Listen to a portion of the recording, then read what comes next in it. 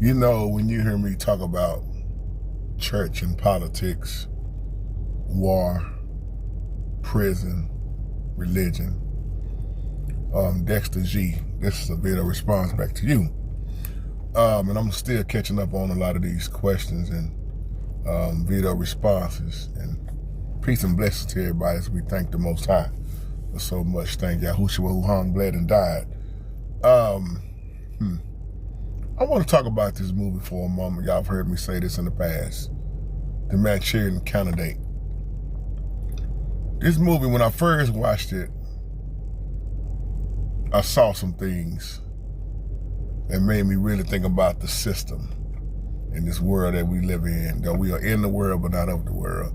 But when I went back and watched it the second time to get a deep understanding, what stuck out to me the most about this movie was politics and brainwashing.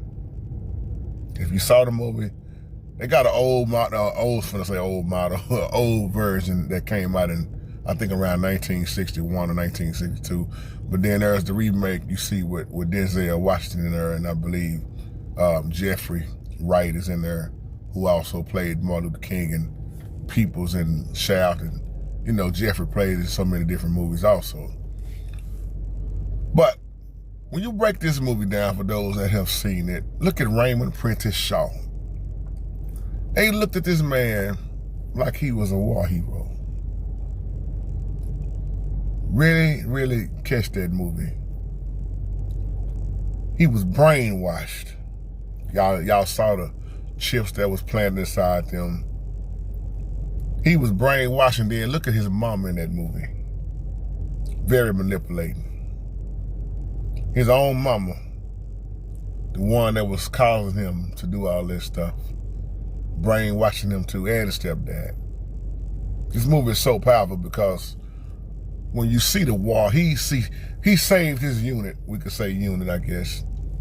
And they looked at him as a hero, but you look at the mental illness of this dude. You look at his mindset, he was a killer. Actually, he was a murderer. They had the Korean War, and once again, he saved his squad. But look at the nightmares. And then look at Denzel role in that movie. He's, what was his name in the movie? Marco. Ben Marco. Major Marco, right? He knew something wasn't right.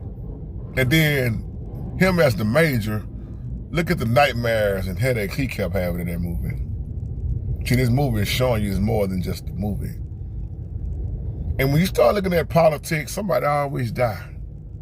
When you look at war, like I've been talking about, it's a business. Somebody gonna benefit off war. Gentrification always happens. You see that same pattern. But Raymond Shaw had orders to kill. And he did exactly, he was just like a puppet. Whatever they told him to do, he did it. That's why I want to say brainwashing is what always sticks out to me.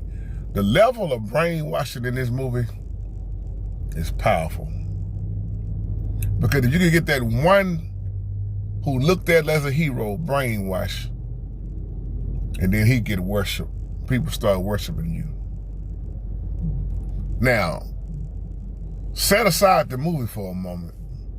If you can get a preacher, if you can get a pastor, if you can get a satanic pastor who's sent by Satan to brainwash, he can get whatever out of the congregation. Brainwashing ain't just in movies. It's in reality. It's in this world. It's in the church. People being brainwashed by religion. People being brainwashed by so many things now, family. But when you seen that movie and you look at the type of brainwashing that was in that movie, he was brainwashed. And his mother, the role that the mother played in that movie,